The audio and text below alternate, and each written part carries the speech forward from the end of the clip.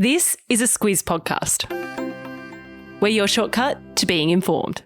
This week, our podcast is brought to you by Woolworths Group. Woolworths Group turns 100 this year, so to celebrate over the coming weeks, we'll be bringing you some stories from their partners around Australia.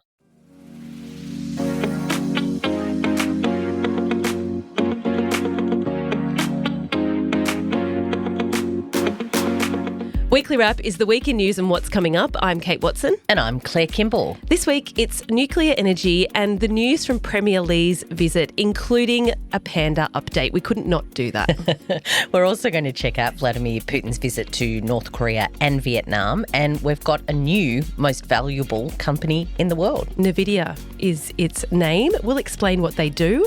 And then in what's coming up, we'll talk about why the media might be in the news a bit, and a big week for rugby league fans. Yeah, so it's Origin times 2, Kate. Very exciting week for you. Mm-hmm. At the end of the podcast, we're also going to get you across what you told us in our recent and very big Squiz survey. Can't wait for that part. Let's get into it.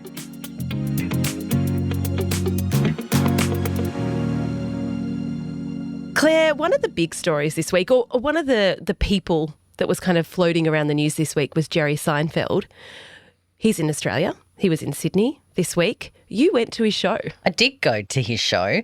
Never really watched his show in the 90s. It kind of fell in that bucket with Friends. Oh, which you don't like. Well, I remember earlier this year you tasked me with watching Friends, and I have been picking them off a couple of episodes at a time, and I'm quite enjoying it. You'll be pleased to hear. You've changed. So, I know. People are capable of change. Seinfeld actually is in that same bucket. I've only just in the last probably year or so started picking off those episodes too, really enjoying it.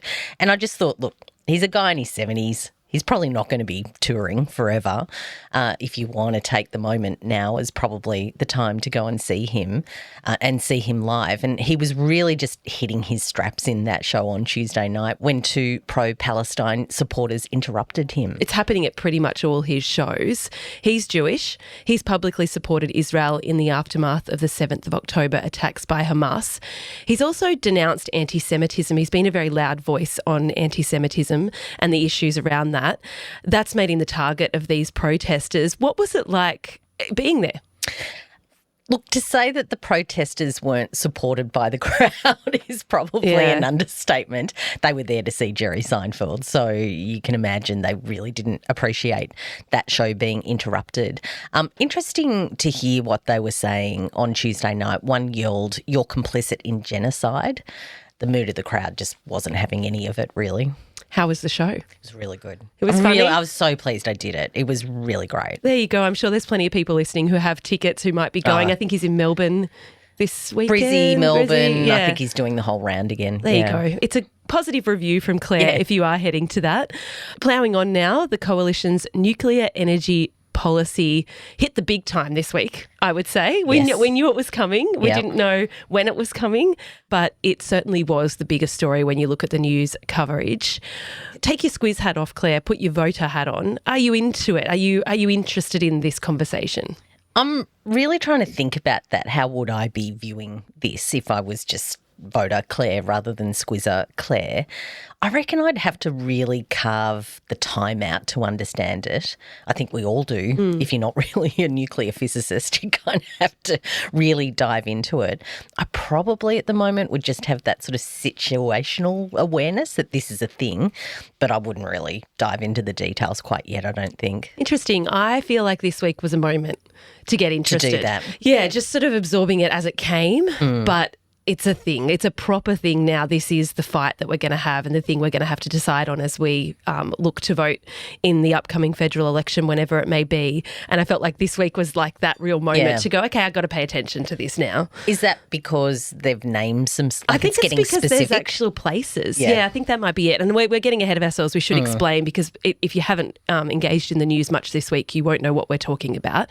What happened is that opposition leader Peter Dutton announced that if elected at the next election, the coalition government would build 7 nuclear power plants to be located at power stations that have closed or are scheduled to close around the country. There's some nuance in that they're picking those sites because they're already hooked up to the transmission lines. They already have some of the infrastructure that you would need to build a nuclear power plant, like cooling ponds, all that kind of stuff. Anyway, when it comes down to where those are, 5 of the 7 are in coalition seats, which is sort of interesting when it comes to the pitch to voters around this. It's sitting coalition members who will have to go to their electorates and actually sell this. Most are in Eastern Australia because that's where most of Australia's population is and that's where the power needs are. What Dutton says is that the first sites can be operational between 2035 and 2037, so it's not that far away. Yeah. It's also in contradiction, that timeline, with what the CSIRO says is possible. The CSIRO, of course, is our most esteemed scientific body in Australia. And what Peter Dutton says is the government should own them. They shouldn't be commercially run ventures. So that's sort of, I mean, if you're drawing comparisons, a little bit like Snowy Hydro, a little bit like the NBN. From Dutton's pitch, he really hammered home that nuclear power generation is zero emissions. That's his line. If you're picking a line that he's taking, it's a zero emissions energy policy. That's what has been in everything that they've been saying. He says of the world's 20 largest economies, Australia is the only one not using nuclear energy or making plans to move towards it. He also talks about the choice Australians have to make because there is an alternative plan. So he's really drawn a line in the sand. Choose us because of this. Choose them because you don't agree with this. Yeah, I think when I'm looking at this and this debate, it's easy, I think, to think that, well, the coalition has got this great big plan that's going to do this thing.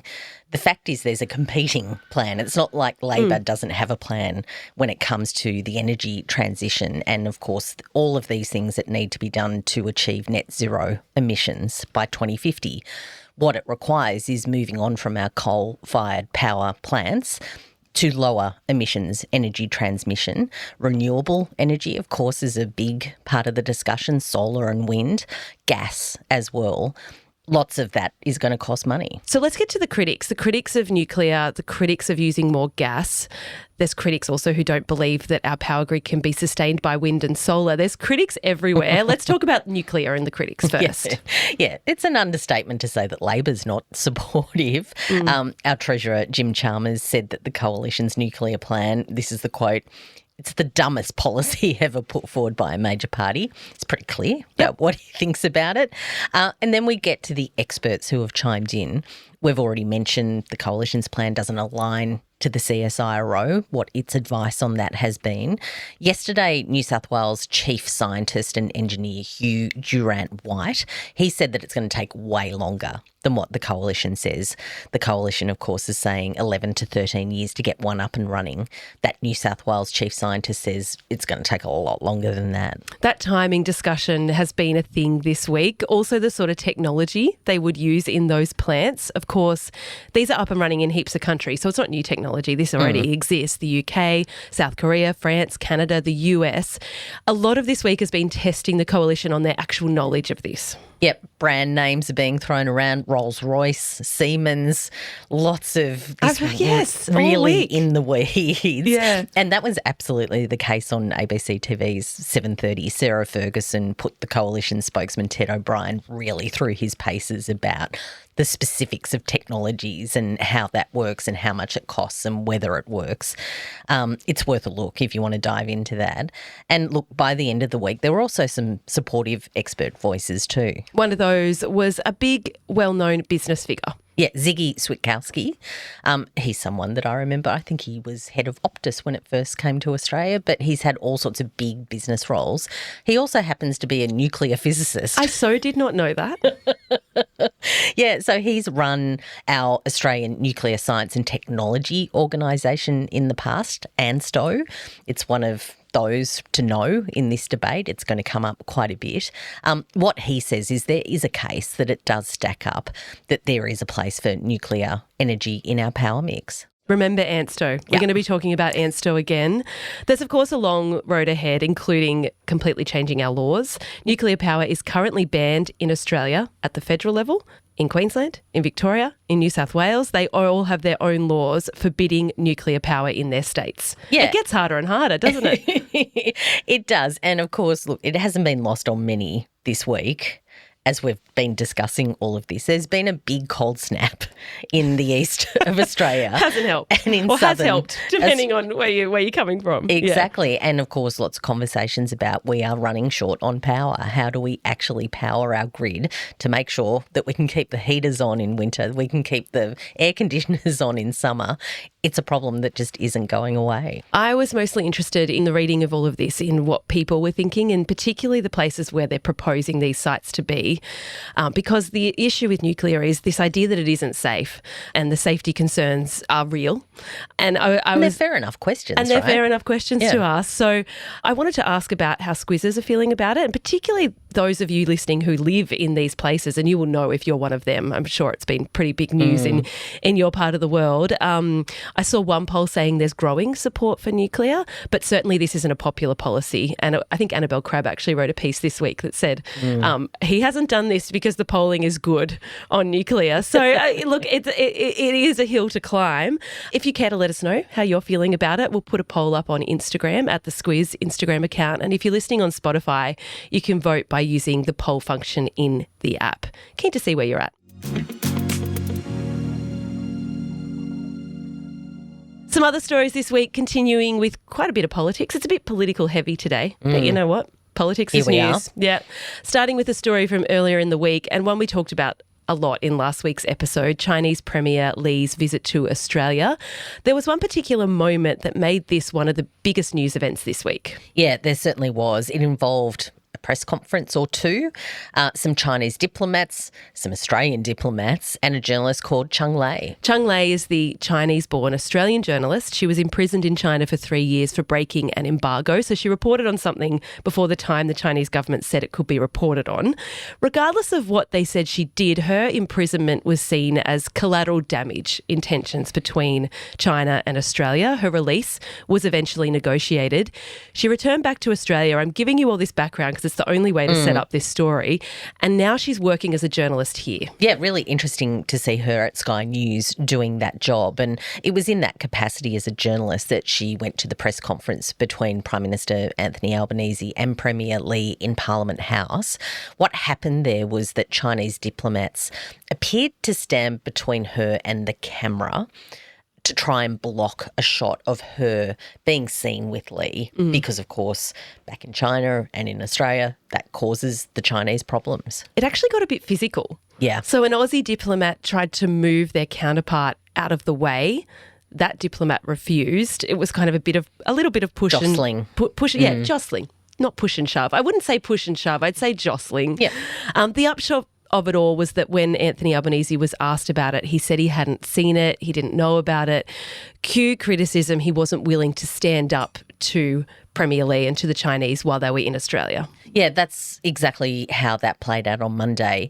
By Tuesday afternoon, he did address the issue. What he said was that it was inappropriate and rude, but regardless, it certainly did distract from that visit for sure. In case you missed the other stuff, there were a few things that happened as part of that visit. The pandas, Claire, they're going home, but we're getting 2 more pandas. So panda diplomacy is really positive, alive and well, all good.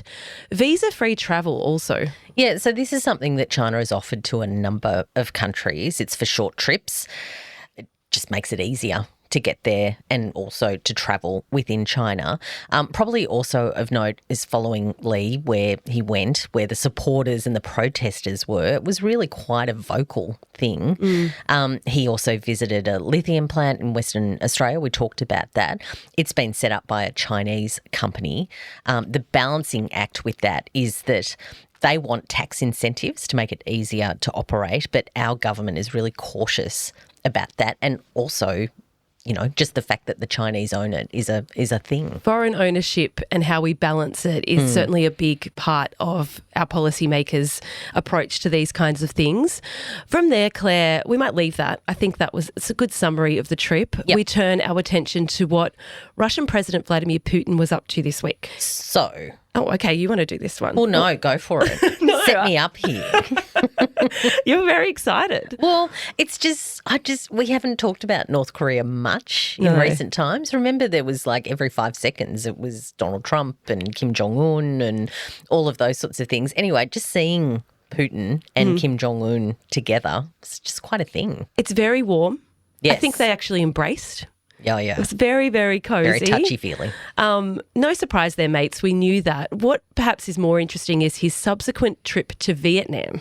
Yeah, so in Vietnam, as we record this podcast, they have quite a history, those two countries. The Soviet Union, of course, gave them a lot of support in the war against the French, the war against America. That's right. I didn't actually know a whole lot about that history, but I do now. Vietnam tends to really sit on the fence when it comes to big global issues. And I also didn't know this, but for example, they've abstained on votes at the UN General Assembly relating to Russia's war on Ukraine. So for this reason, and with all of that in mind, America is quite critical of Putin's visit to Vietnam. Oh, for sure. And of course, when it comes to all of these discussion points about the war on Ukraine and how that's being resourced, certainly Putin needs help to be able to do that. So looking at countries like Vietnam, certainly like North Korea, to enable him to do that. Also, there's discussions around how really isolated Russia is when it comes to the broader international debate. I reckon that's global politics today, Kate, for us. That's global politics. I guess the point being that America sees his visit to Vietnam as a counter to undermining international efforts to isolate him. Yeah, that's a good way of putting it. There we go. We got there. Let's move on to the company that's become the most valuable company in the world. Never heard of them. Have you not? No. There you go. I don't think I'm alone. Surely. No, I'm sure you're not. So NVIDIA, they make semiconductors, if you're hearing You these have been things. talking about semiconductors for a while. Well, I think it's just sort of bubbled up in this business reporting really to the front pages of the business report. So they've made such huge strides this year. Semiconductors, of course, just to put it really simply, they're the chips, the computer chips that help power the data centers that are running these massive AI models. They require a lot of, you can imagine all the complicated tasks they're doing. You need a lot of chips to be able to do that. NVIDIA are basically the only company that make them. So when you go on their website, it says they are world leaders in artificial intelligence computing. Yes. That's what they're talking about there. Very simple. Yeah. So they hit $5.1 trillion market cap this week, which meant they overtook Microsoft and Apple. Jensen Huang is their founder. I also had not heard of him, but I'm sure he's someone we're going to be talking about a lot. He founded that business. He's the CEO now, co-founder, 31 years ago. The story is there's plenty of companies that make computer chips. Like we've been running computers in a big way for a long time now. NVIDIA and Jensen took the step quite some time ago to lean into AI. He thought it was going to be a thing. So that's why they're so advanced in being positioned. And basically all these big AI models, whether you're ChatGPT, OpenAI, Apple, Microsoft, you're all relying on their software and on their chips and that kind of stuff to make it happen. Have you invested in AI, Claire? I haven't. Let's not turn this into an investment podcast. However, we were talking about superannuation and returns. I reckon we're all we were talking about that. We're all sort of invested in this one way or another because our super funds most certainly will be looking at these sorts of things. It's a really good point. Let's leave that there. A message now from our podcast partner, Woolworths Group. Fun fact, in 1929, Woolworths opened their first regional store, Woolworths Variety, and that was in Ipswich in Queensland. Today, they employ more than 47,000 team members across regional Australia, with just over a third of them under the age of 25. In their 100th year of operation in Australia, these are the partnerships to be celebrated. For more stories like this one, head to woolworthsgroup.com.au. Coming up next week, Parliament sitting both houses. Good thing to know. It is a good thing to know because if you turn on the TV, you'll see lots of coverage from Question Time and that kind of stuff. Lots going on in the media space. So Siobhan and Alice took squizzes through it yesterday. The parliamentary committee that's looking into social media and its effects on Australian society, that kicked off on Friday. Hearings are coming up in this coming week. This conversation is really starting to focus on a big part of it around raising the age that you can access social media, putting restrictions on that. Yeah, Peter Dutton said that's his policy. How you actually enforce it is much debated, but it's got momentum. The government's equally concerned, and this is all part of looking at how to address the issues with social media, the tech giants, and all those other bits and pieces. Wednesday, State of Origin. No, you keep going. I have no credentials to talk about this compared to Kate Watson. Look, there's not much to say. Game 2, it's in Melbourne, so it's at the MCG. Queensland won the first game convincingly, people will remember. New South Wales played with a man down for nearly the entire match, so let's hope that doesn't happen again, because it kind of put a real, it was a fizzer. It was a fizzer, yeah. So I guess the point being that it would be great if New South Wales won, because then we go to a real decider. I'm sure Queenslanders listening disagree with me in quite a big way. The women's, though, is a game apiece. The final match is on Thursday night in Townsville. That'll be big. Oh, huge night in Townsville. How exciting for them. That would be great. It's going to be a lot of fun, I think. Whilst we're in that part of the world, Claire, I just wanted to acknowledge a really terrible story out of Mackay this week. So Natalie Fram was sitting in her car with 2 children in the back seat. A man shot and killed her.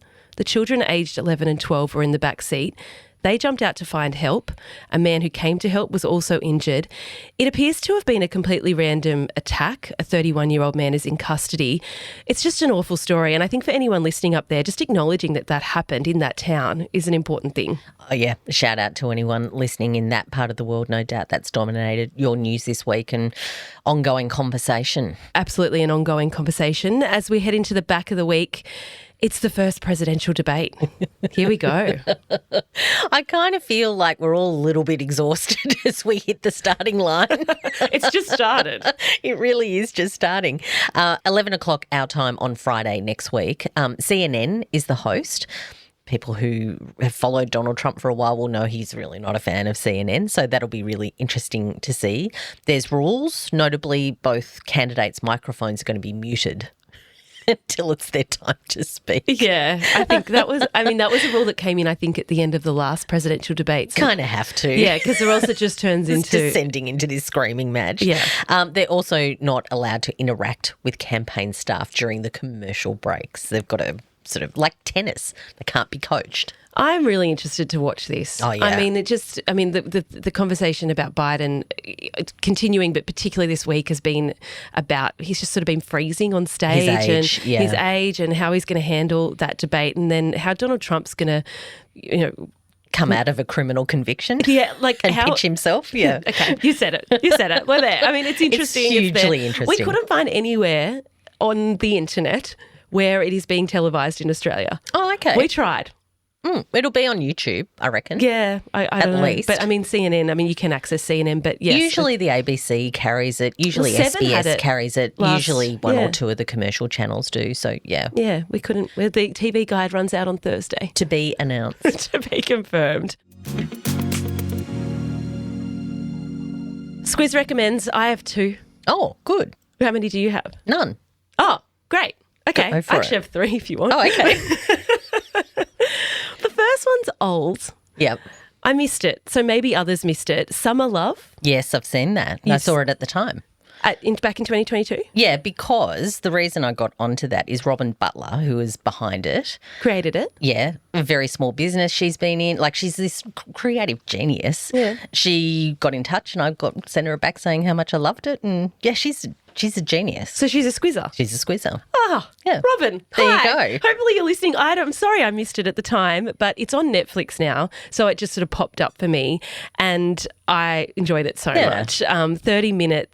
They call it an anthology. Yep. So it's like a different story every single time, but set in the same place. It's fun. It's really good fun. Start with the episode with Patrick Brammall and Harriet Dyer. I think that is the way to go. Calling from accounts. Exactly. Yeah. That's my first recommendation. My second recommendation is a podcast by The Journal, The Wall Street Journal. They broke a big story, I think towards the early part of last week, where they exposed private messages between Sinwar, who's the leader of Hamas, and mediators. They've been sort of talking about this story ongoing, but they've done a podcast. So the Wall Street Journal's released a podcast about that. I feel like we haven't talked about him very much, and this podcast just sort of, opens that all up. And you know what, too? Adam Harvey, who you spoke to for News Club a few weeks ago now, talking about reporting from that part of the world, he's been doing some of that conversation on 7:30 about who is Hamas. Yeah.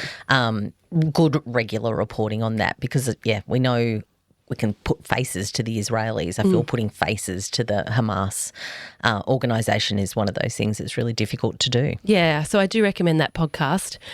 My third one is just really quick. Yeah. The European Union, the whole issue with the fact that Macron called an election. Yeah. The Fin have done a podcast this week all about what happened with the European elections and what might happen with the French election. If you're just interested in that part of the world and that kind of politics, and we did a shortcut on it too. Complements our shortcut. You can really Absolutely be an does. expert in that with those couple of podcasts. I think I've tapped out this week. I'll probably have no recommendations next week. All right, I'll bring my A game. Thank you. Finally, Squiz Press, we promised to come back to you on the great big Squiz survey we did a couple of weeks back because you, people listening, really came to the party. We had 6,100 respondents total. Over 2,000 of those were podcast listeners. And the vast majority of people who did that survey went almost through to the end. 59 questions. 59 questions. We had a lot of questions. And they weren't yes and no. No, they weren't. It would have taken people, 20 minutes? Oh, good 15. Yeah. Yeah, exactly. If you're moving through it quickly, good 15 minutes. So it's an incredible effort and we're so very appreciative. There's many things that we could talk about. Ellie from our growth team took our whole team through it this week. We just got a top line look in that briefing, which took an hour. Yeah. We're not going to take you through that today. But just to pull out a couple of things, Kate, what stood out to you? For me, obviously, the incredible levels of trust you have in the Squiz are maintained, are amazing. The other thing is just how useful we are to you in your news consumption, and that's something we've always aimed to be. And the fact that 7 years in, that's still what we do and what we do really well is very encouraging. Indeed.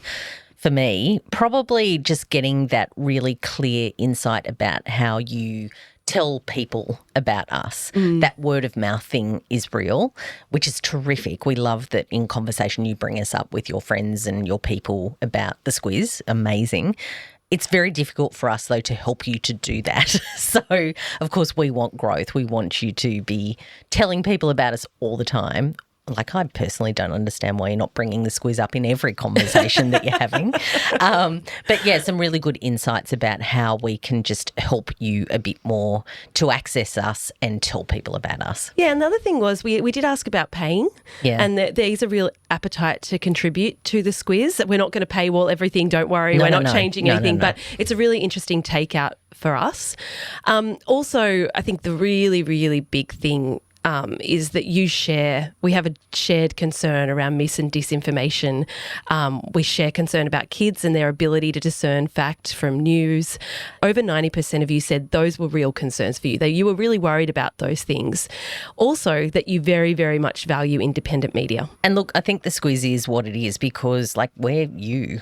It's like we're the same kind of people who have this interest in being informed and informed in a certain way. Yeah. And I love our agenda-free thing, which we've done right the way through. Clearly it resonates with you. And these shared concerns that we have is just so heartening that we're on the same page about that. Completely on the same page. I didn't think it would be so overwhelming. And that is, again, really, really encouraging. Just as far as News Club goes, we have an interview series called Newsmakers dropping in the coming weeks on this very topic. We've been pulling that together and I don't know exactly when we're releasing it yet, but in the next couple of weeks. That's a teaser, isn't it? I know. Well, just in case you've been wondering where that's gone from your podcast. Definitely not gone. Channel. It's coming back. Yeah. So, yeah, the little tease is that's called Newsmakers and we'll give you some more information over the next couple of weeks. That's all from us this week, though, I think, Claire. It's been pretty meaty today. Yeah, we'll be back next week with the Weekly Wrap.